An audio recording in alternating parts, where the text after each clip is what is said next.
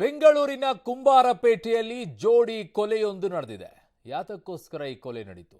ಹೆಣ್ಣು ಹೊನ್ನು ಮಣ್ಣು ಆಸ್ತಿ, ಈ ಮೂರೇ ವಿಚಾರಕ್ಕೆ ಕೊಲೆ ನಡೆಯೋದು ಯಾವಾಗಿದ್ರು. ಸೊ ಈಗ ಆಸ್ತಿ ವ್ಯಾಜ್ಯಕ್ಕೋಸ್ಕರ ವಿಚಾರಕ್ಕೆ ಈಗ ಸಂಬಂಧಿಯಿಂದಲೇ ಹತ್ಯೆ ನಡೆದಿದೆ. ಇದು ಕುಂಬಾರಪೇಟೆಯ ಶ್ರೀಹರಿ ಮಾರ್ಕೆಟಿಂಗ್ನ ಕಚೇರಿಯಲ್ಲಿ ಹತ್ಯೆ ನಡೆದಿದೆ.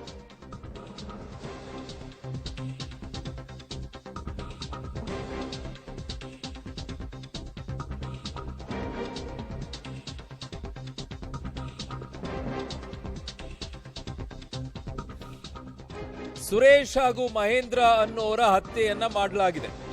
ಕೊಲೆ ಬಳಿಕ ಫೋನ್ನಲ್ಲಿ ಮಾತನಾಡ್ತಾನೆ ಆರೋಪಿ. ಅದು ಯಾವ ರೀತಿ ಅಂದ್ರೆ ರಕ್ತ ಸಿಕ್ತ ಬಟ್ಟೆ ಚಾಕು ಹಿಡ್ಕೊಂಡೇ ಫೋನ್ನಲ್ಲಿ ಸಂಭಾಷಣೆ ಮಾಡ್ತಾನೆ. ಆಮೇಲೆ ಅದೇ ರಕ್ತ ಸಿಕ್ತ ಬಟ್ಟೆಯಲ್ಲಿ ಪೊಲೀಸ್ ಠಾಣೆಗೆ ಈ ಆರೋಪಿ ಹೋಗ್ತಾನೆ. ಸೊ ಸುರೇಶ್ ಹಾಗೂ ಮಹೇಂದ್ರ ಅನ್ನೋರನ್ನ ಹತ್ಯೆ ಮಾಡ್ತಾನೆ ಅವನು. ಆಸ್ತಿ ವ್ಯಾಜ್ಯಕ್ಕೆ ಸಂಬಂಧಪಟ್ಟಂತೆ ಈ ಕೊಲೆ ನಡೆದಿದೆ. ಅಲ್ಲಿ ನೋಡಿ, ಎಕ್ಸ್ಕ್ಲೂಸಿವ್ ಆಗಿರುವಂತ ದೃಶ್ಯಗಳು ನಿಮ್ಮ ಮುಂದೆ ತೋರಿಸ್ತಾ ಇದ್ವಿ. ಆ ದೃಶ್ಯ ಲಭ್ಯವಾಗಿದೆ.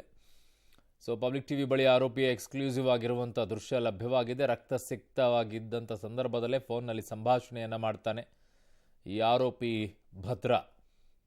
ಯಾತಕ್ಕೋಸ್ಕರ ಅಂದರೆ ಆಸ್ತಿಗೋಸ್ಕರ. ಏನು ಹೋಗ್ಬೇಕಾರೇನು ಹೊತ್ಕೊಂಡು ಹೋಗ್ತೀಯ ಆಸ್ತಿ, ಅಥವಾ ನಿನ್ನ ಹೆಣ ಸುಡಬೇಕಾರೋ ಅಥವಾ ಮಣ್ಣಲ್ಲಿ ಹಾಕಬೇಕಾದ್ರೆ ನಿನ್ನ ಜೊತೆಗೆ ನಿನ್ನ ಆಸ್ತಿ ಬರುತ್ತೋ? ಇನ್ನೊಬ್ಬರ ಜೀವನ ತೆಗಿತೀಯಲ್ಲ, ಮಾನ ಮರ್ಯಾದೆ ಇಲ್ಲ, ಎಲ್ಲ ಬಿಟ್ಟು ನಿಂತಿದ್ದಕ್ಕೆ ನಿಂಗೆ ಆಗತ್ತೆ. ಇವೆಲ್ಲ ಆಸ್ತಿ ಇವನ್ನೆಲ್ಲ ಮಾಡ್ಕೊಳ್ಳೋ. ದುಡಿಯೋದ್ರೆ ನೆಟ್ಟಿಗೆ ದುಡ್ಕೋ. ವ್ಯಾಜ್ಯ ಇದೆ ಅಂದರೆ ಕೋರ್ಟಲ್ಲಿ ಬಗೆಹರಿಸ್ಕೋ. ಸಾಯಿಸ್ಬಿಟ್ಟು ಏನು ಸಾಧಿಸೋದಿದೆ? ಇಲ್ಲ ಜೈಲಲ್ಲಿ ಹೋಗಿದ್ದಿರ್ತೀಯ, ಬೇಲ್ ಮೇಲೆ ಏನು ಆಚೆ ಬರ್ತೀಯ, ಅಥವಾ ಒಂದು 14 ವರ್ಷ ಜೈಲಾಗುತ್ತೆ. ಆಚೆ ಬಂದಮೇಲೆ ಏನು ಮಾಡ್ತೀಯ? ಅಷ್ಟೊತ್ತಿಗೆ ನಿನ್ನ ವಯಸ್ಸೇ ಮುಗಿದು ಹೋಗಿರುತ್ತೆ. ಏನು ಉಪ್ಪಿನಕಾಯಿ ಹಾಕೊಂಡು ನೆಕ್ಕೊಳ್ತೀಯ ಅಥವಾ ಆಸ್ತಿಯಲ್ಲಿ ನೀನು ಮಲ್ಕೊಳ್ತೀಯ? ಎಂಥ ಮನಸ್ಥಿತಿಗೆ ಹೋಗ್ತಾ ಇದ್ದಾರೆ ಮನುಷ್ಯ ಜಾತಿ ಅಂತಂದರೆ. ಹೆಣ್ಣಿನ ವಿಚಾರಕ್ಕೆ ಕೊಲೆ ಅಂತೆ, ಮಣ್ಣಿನ ವಿಚಾರಕ್ಕೆ ಕೊಲೆ ಅಂತೆ, ಬಂಗಾರದ ವಿಚಾರಕ್ಕೆ ಕೊಲೆ ಅಂತೆ. ಹೆಣ್ಣು ಹೊನ್ನು ಮಣ್ಣು, ಈ ಮೂರು ವಿಚಾರಕ್ಕೆ ಕೊಲೆಗಳು. ನನ್ನ ಸಹೋದ್ಯೋಗಿ ನಾಗೇಶ್ ಈಗ ನನ್ನೊಂದಿಗೆ ನೇರ ಸಂಪರ್ಕಕ್ಕೆ ಸಿಗ್ತಾ ಇದ್ದಾರೆ. ನಾಗೇಶ್, ಈ ಇಬ್ಬರ ನಡುವೆ ಈ ಗಲಾಟೆಗಳು ಆದಾಗ ಕೊಲೆಗಳಾಗತ್ತೆ. ಬಟ್ ಇಲ್ಲಿ ಆಸ್ತಿಯ ವಿಚಾರಕ್ಕೆ ಕೊಲೆ ಆಗಿದೆ ಅನ್ನೋದಾದ್ರೆ ಇವರೇನು ಅಣ್ಣ ತಮ್ಮಂದಿರ, ಗೆಳೆಯರ, ಮೂವರು ಸೇರ್ಕೊಂಡು ಏನಾದರೂ ಜಮೀನು ಖರೀದಿ ಮಾಡ್ಕೊಂಡಿದ್ರಾ ಅಥವಾ ಯಾವುದಾದ್ರು ಬಿಸ್ನೆಸ್ ಮಾಡ್ತಾ ಇದ್ರ? ಏನ್ ಕತೆ ನಾಗೇಶ್? ಯಾತಕ್ಕೋಸ್ಕರ ಕೊಲೆ ಮಾಡುವ ಹಂತಕ್ಕೆ ಹೋಯ್ತು ಅಂತ ಇದು?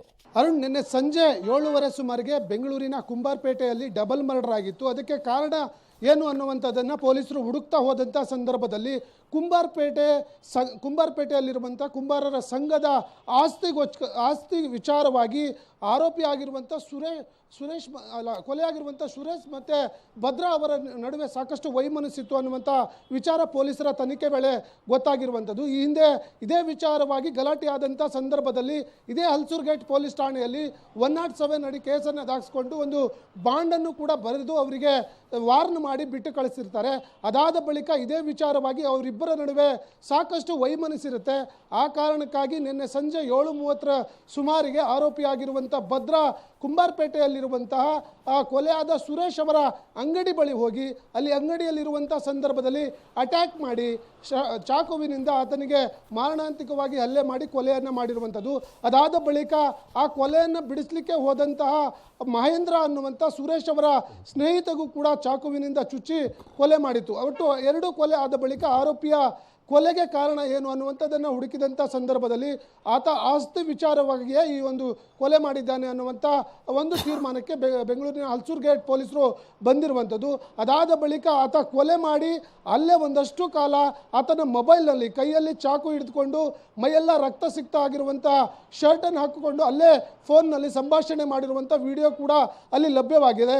ಸುಮಾರು 2 ರಿಂದ 3 ನಿಮಿಷಗಳ ಕಾಲ ಕೊಲೆ ಆದಂಥ ಸ್ಪಾಟಲ್ಲೇ ಒಂದು ಗಾಡಿಯಲ್ಲಿ ಬಾಡಿ ಒದ್ದಾಡ್ತಾ ಇರುತ್ತೆ. ಆದರೂ ಕೂಡ ಆತ ಅಲ್ಲೇ ಫೋನ್ನಲ್ಲಿ ಸಂಭಾಷಣೆಯನ್ನು ಮಾಡ್ತಿರುವಂಥ ವಿಡಿಯೋನ ಅಲ್ಲಿಯ ಪಬ್ಲಿಕ್ ಅವರು ಮಾಡ್ಕೊಂಡಿರುವಂಥ ವಿಜುವಲ್ಸ್ ಈಗ ಲಭ್ಯವಾಗಿರುವಂಥದ್ದು. ಅರುಣ್, ಓಕೆ ನಾಗೇಶ್, ಈ ಆಸ್ತಿ ವಿಚಾರಕ್ಕೆ ಒಬ್ಬರನ್ನ ಕೊಲೆ ಮಾಡಿದ್ರು, ಇನ್ನೊಬ್ಬರು ರಕ್ಷಣೆಗೆ ಹೋದಾಗ ಅವರನ್ನ ಕೊಲೆ ಮಾಡಿದ್ದಾರೆ. ಓಕೆ, ಏನಾದರೂ ಸಂಬಂಧಿಕರ ಇವರು ಅಥವಾ ಏನು ಅಂತ ನಾಗೇಶ್? ಅರುಣ್, ಬಹಳ ಪ್ರಮುಖವಾಗಿ ಸುರೇಶ್ ಮತ್ತೆ ಕೊಲೆ ಮಾಡಿರುವಂಥ ಆರೋಪಿ ಭದ್ರಾ ಏನಿದ್ದಾರೆ ಇವರು ದೂರದ ಸಂಬಂಧಿ ಅನ್ನುವಂಥ ವಿಚಾರ ಈಗ ಪೊಲೀಸರ ತನಿಖೆ ವೇಳೆ ಗೊತ್ತಾಗಿರುವಂಥದ್ದು.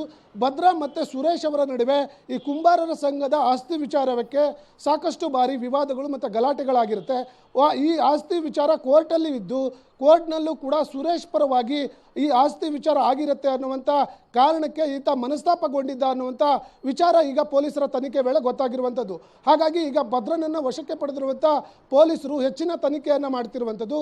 ಬಹಳ ಪ್ರಮುಖವಾಗಿ ಈ ಆಸ್ತಿ ವಿಚಾರಕ್ಕೆ ಸುರೇಶ್ ಅವರ ಕಡೆಯಿಂದ ಕೊಲೆ ಮಾಡಿರುವಂಥ ಆರೋಪಿ ಏನಿದ್ದಾನೆ ಅವರ ಪತ್ನಿಯೂ ಕೂಡ ಡಿವೋರ್ಸ್ ಮಟ್ಟಕ್ಕೆ ಹೋಗಿತ್ತು. ಅವರಿಬ್ಬರ ಸಂಸಾರದಲ್ಲೂ ಕೂಡ ಬಿರುಕು ಬಿದ್ದ ಕಾರಣಕ್ಕಾಗಿ ಅವೆಲ್ಲ ಕಾರಣಗಳನ್ನು ಇಟ್ಕೊಂಡು ನಿನ್ನೆ ಸುರೇಶ್ ಅವರ ಕೊಲೆಯನ್ನು ಮಾಡಿದ್ದಾನೆ ಅನ್ನುವಂಥ ಮಾಹಿತಿ ಈಗ ಸದ್ಯಕ್ಕೆ ಇರುವಂಥದ್ದು. ಅರುಣ್, ಓಕೆ, ಈಗ ಭದ್ರನನ್ನ ಒಳಗಡೆಗೆ ಹಾಕಿದ್ದಾರಾ? ಖಂಡಿತವಾಗ್ಲೂ ಈಗಾಗಲೇ ಕೊಲೆ ಆದ ಕ್ಷಣದಲ್ಲೇ ಆತ ಒಂದೆರಡು ನಿಮಿಷಗಳಲ್ಲಿ ಕೊಲೆ ಆದ ಸ್ಪಾಟ್ನಲ್ಲಿ ಫೋನ್ನಲ್ಲಿ ಸಂಭಾಷಣೆಯನ್ನು ಮಾಡಿ ಅಲ್ಲಿಂದ ನೇರವಾಗಿ ಕೈಯಲ್ಲಿ ಚಾಕು ಹಿಡಿದುಕೊಂಡೇ ರಕ್ತಸಿಕ್ತವಾಗಿರುವಂತಹ ಮೈಯೆಲ್ಲ ರಕ್ತ ಇರುವಂಥ ಶರ್ಟ್ನಲ್ಲೇ ನೇರವಾಗಿ ಹಲ್ಸೂರ್ಗೇಟ್ ಪೊಲೀಸ್ ಠಾಣೆಗೆ ಹೋಗಿ ಅವನೇ ಶರಣಾಗಿದ್ದಾನೆ ಅನ್ನುವಂಥ ಮಾಹಿತಿ ಈಗ ಇರುವಂಥದ್ದು. ಕೂಡಲೇ ಆತನನ್ನು ವಶಕ್ಕೆ ಪಡೆದುಕೊಂಡು ಸ್ಥಳೀಯ ಪೊಲೀಸರು ಅಲ್ಲಿ ಘಟನಾ ಸ್ಥಳಕ್ಕೆ ಹೋಗಿ ನೋಡಿದಂಥ ಸಂದರ್ಭದಲ್ಲಿ ಪ್ರತ್ಯೇಕವಾಗಿ 2 ಮರ್ಡರ್ ಆಗಿತ್ತೆ ಅನ್ನುವಂಥ ವಿಚಾರವನ್ನು ತಿಳ್ಕೊಂಡು ಆತನನ್ನು ಬಂಧಿಸಿ ಈಗ ಸದ್ಯಕ್ಕೆ ತನಿಖೆಯನ್ನು ಮಾಡ್ತಿರುವಂಥದ್ದು. ಅರುಣ್, ಓಕೆ ನಾಗೇಶ್, ನಿಮ್ಮೆಲ್ಲ ಮಾಹಿತಿಗೆ ಧನ್ಯವಾದಗಳು. ರಕ್ತಸಿಕ್ತ ಬಟ್ಟೆಯಲ್ಲಿ ಪೊಲೀಸ್ ಠಾಣೆಗೆ ಹೋಗಿ ಶರಣಾಗಿದ್ದಾನೆ. ಹುಡುಕುವಂಥ ಅಗತ್ಯತೆ ಏನಿಲ್ಲ, ಅವನೇ ಶರಣಾಗಿದ್ದಾನೆ. ಬಟ್ ಯಾವುದೋ ಆಸ್ತಿ ವಿಚಾರಕ್ಕೆ ಇನ್ಯಾವುದೋ ಕಾರಣಕ್ಕೋಸ್ಕರ ಹೋಗ್ಬಿಟ್ಟು ಕೊಲೆ ಮಾಡಿಬಿಟ್ಟು ಈ ಥರ ಮಾಡೋದು, ಇನ್ನೊಂದು ಜೀವ ತೆಗೆಯೋದಿದೆಯಲ್ಲ, ಯಾವದ್ರಿ ಇದು?